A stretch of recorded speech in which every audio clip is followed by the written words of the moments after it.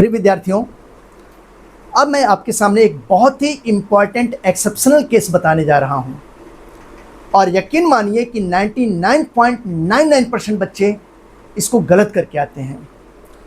जैसे अभी मैंने आपको थोड़ी देर पहले अपने प्रीवियस वीडियो लेक्चर में बताया हुआ है कि carbon, silicon, germanium, tin, lead, nitrogen, phosphorus, arsenic, antimony, bismuth, oxygen, sulphur, selenium, tellurium, fluorine, chlorine, bromine, iodine, इन सब के हाइड्राइड में अगर हम लोग देखते हैं तो जैसे जैसे डाउन द ग्रुप जाते हैं तो एटम का साइज बढ़ेगा। एटम का साइज बढ़ेगा तो बॉन्ड की स्ट्रेंथ कम होगी।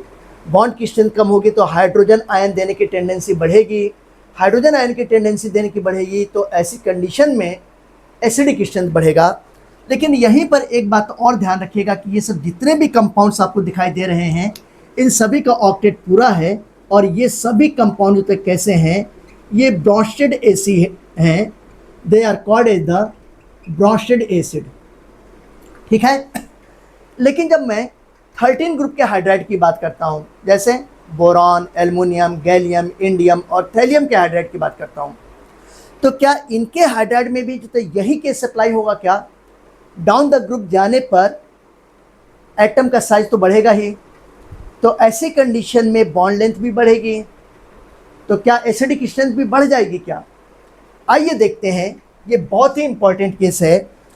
जब मैं यहाँ पे बात करता हूँ ग्रुप 13 के हाइड्राइड की बात करता हूँ, ये देखिए, ये ग्रुप 13 के हाइड्राइड्स की बात करता हूँ, तो ग्रुप 13 के हाइड्राइड्स में आप देखोगे कि ये बोरॉन का हाइड्राइड हो गया, ये एल्युमिनियम का हाइड्राइड हो गया, ये गैलियम का हाइड्राइड हो गया, ये इंडियम का हाइड्राइड हो गया और ये थैलियम का हाइड्राइड है।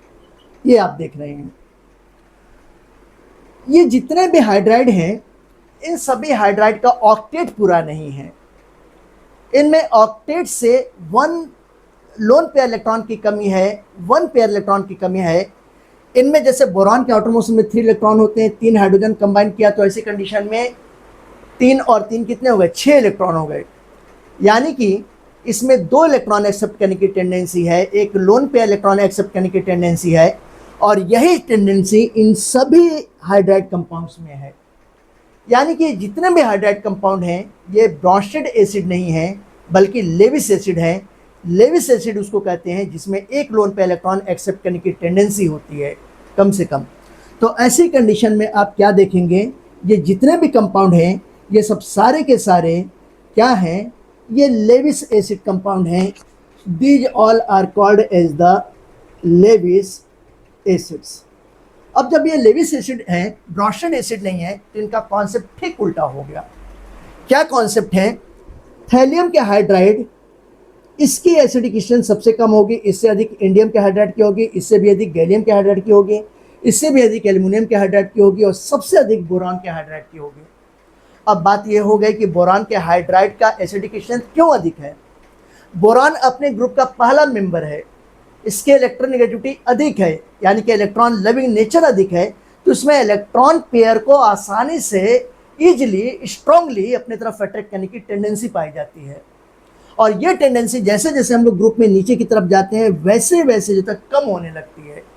तो अगर मैं इसके एसिडिक स्ट्रेंथ की बात करूं तो हम लोग देखेंगे जैसे जैसे ऊपर से नीचे की तरफ आएंगे, this is the decreasing order of acidic strength.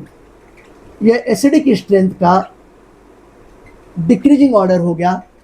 ये बहुत ही इंपॉर्टेंट केस है और इस केस में बच्चे अक्सर गलत कर देते हैं क्योंकि वो मोस्ट ऑफ द केसेज वाले को पैटर्न को फॉलो कर लेते हैं। इस तरीके से आपको मेरा वीडियो लेक्चर समझ में आया है तो आप मेरे YouTube channel the orbital tutorial को लाइक कीजिए, सब्सक्राइब कीजिए, कमेंट कीजिए, शेयर कीजिए। Okay, for thank you.